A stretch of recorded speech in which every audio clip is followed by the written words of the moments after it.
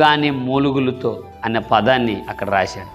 మనకు అర్థం అవడానికి, మీకు అర్థం అవడానికి దానియేలు గ్రంథంలో మనం చూస్తే ఏమండి, 3వ అధ్యాయంలో అక్కడ ఒక మాట కనబడుతుంది మనకి. ఏమని?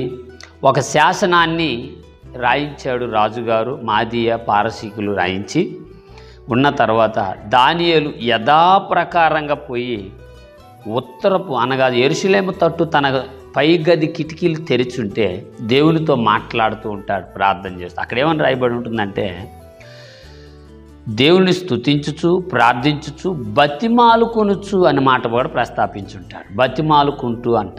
దేవునికి మహిమ కలుగును. ఇక్కడ యుక్తముగా ప్రార్థించినను రాయబడింది. బతిమాలటం అంటే ఏంటండి? అది ప్రార్థన. మొర్ర పెట్టడం ఏంటి? ప్రార్థన వేరు, మొర్ర పెట్టడం వేరే కదా.